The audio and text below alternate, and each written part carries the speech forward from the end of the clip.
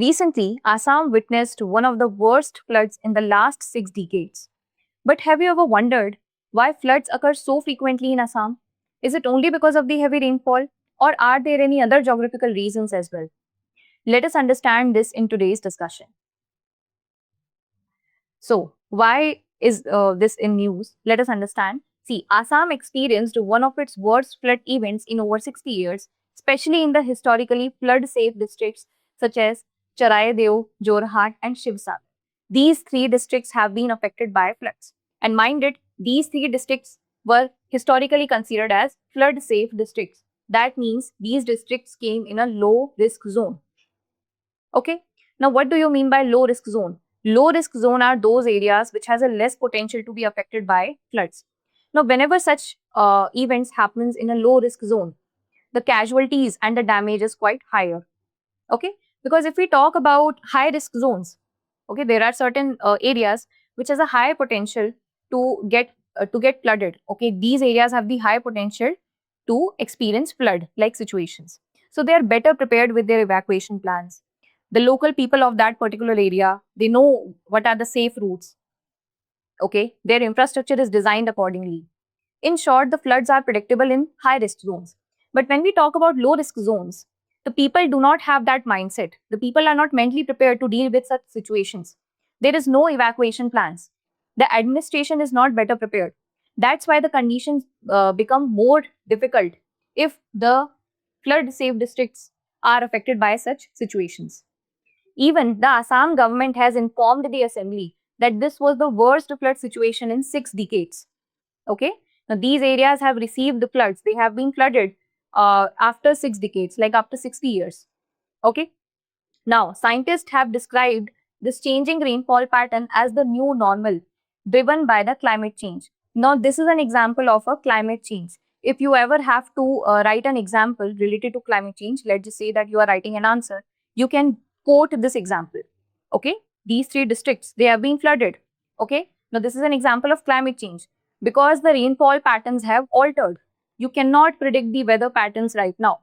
Okay, see, weather or climate, like weather follows a fixed pattern. You all, like you people know that in March, if we compare 2 months, let's just say March and August, if we talk about North India, then it is very likely to happen that March comparatively receives less rainfall, less to moderate rainfall as compared to August.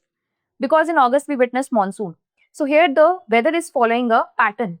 Okay. But at times, what we are witnessing is that the rainfall is not following a fixed pattern. There are certain areas which usually did not used to receive rainfall. Right now, they are getting excessive rainfall. Okay, the rainfall has altered its pattern. Okay, now this has become the new normal. What do you mean by new normal? New normal is a situation where when exceptional events, the events which were usually didn't used to happen, now they have become more in frequency. They are happening more these days. Okay, the exceptional events have become common these days. Now this has become the new normal. The event indicates that areas previously considered low risk, okay, the areas which were previously considered as low risk are becoming vulnerable, highlighting the need to revisit the flood management strategies. Now the lesson which we can learn from this particular event is that we need to revisit our flood management strategies. That we will also discuss in upcoming slides. But before then that, let us look into the location. This is the basic map of Assam, and here you can see this is the Brahmaputra river. It is following its course, and this is the area, Jorhat area, which has been affected by flood. Now, these three districts are higher in elevation. They are located nearby this river, but since these districts are higher in elevation, they are high. Their height is above the sea level. Okay, they are higher in elevation. Still, they are affected by the floods. Also, if we talk about ancient texts have described Assam as the waterscape because water dominates its geography, just as land dominates the landscape. You must have heard about this term landscape. Landscape is an area where the majority of the area is covered by land. There is a lots of land, okay, dominated in the topography. But when we talk about waterscape, waterscape means what? Lots of waters. So Assam has been described as the waterscape. Why? Because there are lots of water resources in Assam. Assam is rich in water sources. It has lots of rivers, numerous rivers. The two major rivers such as Brahmaputra and Barak flows through Assam. Despite of that, we also have extensive wetlands. Then there are lots of streams, there are lots of floodplains, marshes and waterlogged areas. Okay. Now, why is Assam naturally flood prone? What are the conditions? What are the geographical conditions which makes Assam naturally a flood prone region? The first reason is its unique physiography. Assam consists of Brahmaputra Valley and Barak Valley, okay, separated by Karbi and Dima Sao hills. There are two valleys in Assam. These are the valleys, and these valleys are divided by Karbi and Dima Sao hills. Okay. Now, because of that, whatever rain happens in these mountains, it gets drained into these valleys. So the physiography of Assam is very unique. The second reason is that Assam is surrounded by hills. Okay, let's just say this is the location of Assam. Now it has been surrounded by hills. In the north, there is Arunachal Pradesh. Okay, then we have Bhutan, then Nagaland. Whatever rainfall happens in these regions, it gets drained into Assam because the water flows from high elevation to low elevation. Okay, so there are mountains over there, and whatever rainfall happens in these areas, it all drains into Assam. So even if Assam experiences less rainfall, still it has the potential to get drained because of the high rainfall in the nearby areas. As a result, water rapidly drains into Assam. Second reason is that. Now, let's talk about the Brahmaputra river system. See, around 120 tributaries and distributaries. Brahmaputra river system. See, Brahmaputra is a very large river. Okay, it has around 120 tributaries. Tributaries are what? They are the small rivers which joins the main rivers. Brahmaputra has at least 120 tributaries. Okay, and it flows through Assam. It carries one of the highest sediment loads in the world. Now, what do you mean by sediments? See, when the river flows through a area, it carries the sediments along with itself because river is following a very long route. River is coming from mountains, so it carries a lot of sediments. Sediment includes clay particles, silt particles, and very small rock particles. When the river has very high sediments, it usually slows down the speed of water. Okay? Sediment usually reduces the flow of water, and then the water has more chances to get flowed in that particular area. Okay? Continuous deposition causes riverbed aggradation.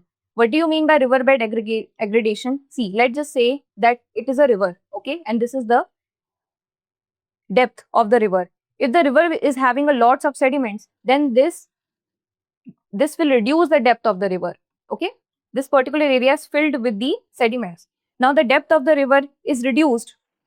Now the river does not have enough space to collect more water. Okay, let's just say if the heavy rainfall is happening, because this lower area is covered by sediments, the river does not have excess space. And what will happen? The excess water will flow into the nearby areas, which will cause the floods. Excess sediments also results in channel shifting. That means the river is changing its course. That will also result in flooding. Third thing is expansion of floodplains. Floodplains are nearby regions which has the potential to get affected by floods. So sediments also causes floods. Okay.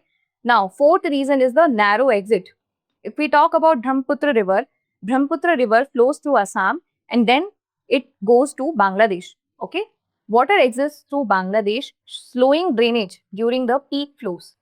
Now, the path is very narrow. Because the path is very narrow, so sometimes the water gets accumulated in Assam and it flows into the nearby areas. Water moves very slowly in that particular area.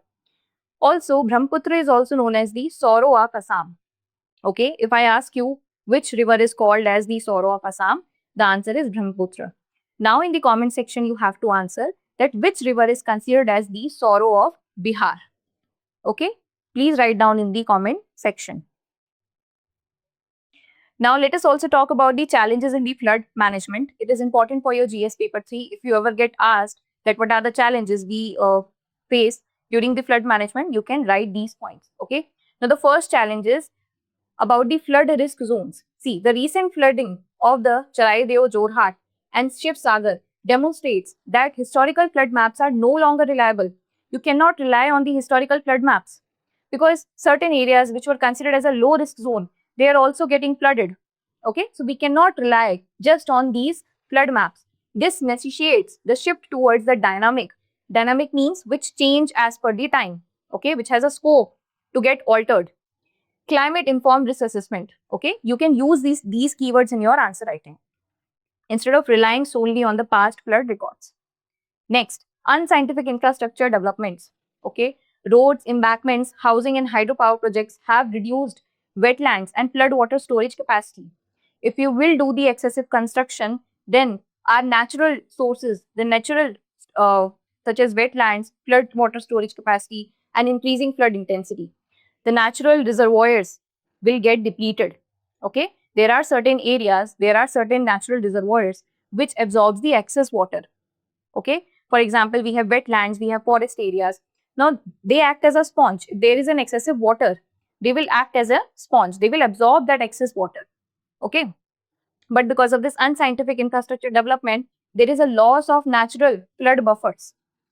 Wetlands, forest and traditional water storage system that acted as a natural sponge are declining due to the developmental activities. So there is a lot of unplanned construction and unplanned development activities happening. Okay. Also, interstate and transboundary coordination. See, if we talk about Assam floods were influenced by rainfall and river flows from the neighboring states. I've already explained you through a map that how the different areas, different states, like there are hills in Arunachal Pradesh, Nagaland, all of them are providing water to the Assam. Okay, so there should be a coordination between these states, right? Like Arunachal Pradesh, Nagaland and Bhutan. Limited coordination in data sharing and water management reduces the effectiveness of flood response. If you want a better flood response, there should be an active coordination between the different states. Okay. Now, let's talk about the solutions for Assam flood management. Now, the first thing we can do is shift from flood control to flood resilience. You cannot control the floods. You need to be flood resilient. Focus on reducing flood damage rather than completely stopping the floods. Now, this is called adaptation. You are adapting with the change in climate. You are adapting with the climate change. Okay, you must have heard about the Japan. Japan experiences a frequent earthquakes. Japan cannot stop earthquakes, so it had made itself resilient enough to face with that adversity. Okay, they have worked on their infrastructure. They have worked on their evacuation plans. So similarly, we also need to focus on reducing flood damage rather than completely stopping floods. You cannot stop floods, right? Promoting the living with floods approach through adaptive practices like elevated houses.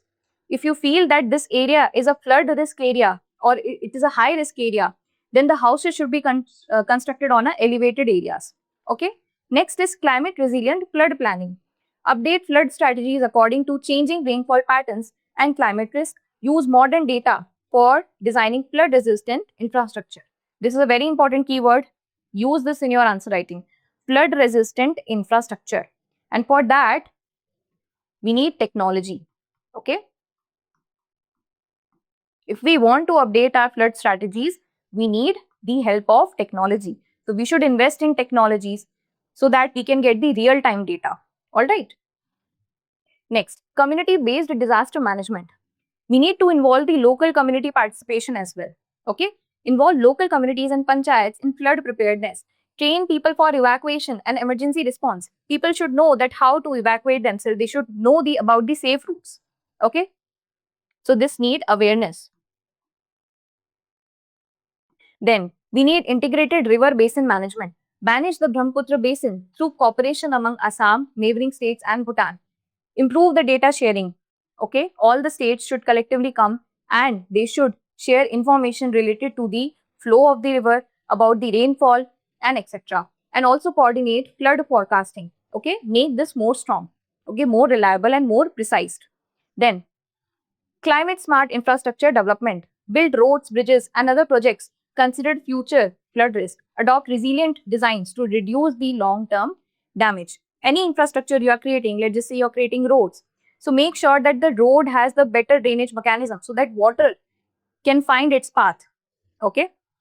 All right. So these are the points. These are the solutions which you can use in your answers. Okay. Now let us solve the practice question. Consider the following statement regarding the flood vulnerability of Assam. Now there are 4 statements. You have to solve this on your own. I am reading it. The Brahmaputra basin is highly flood prone due to its high sediment load, large number of tributaries and expanding floodplains. Floods in Assam are influenced only by the rainfall within Assam and are not affected by rainfall in neighboring states or countries.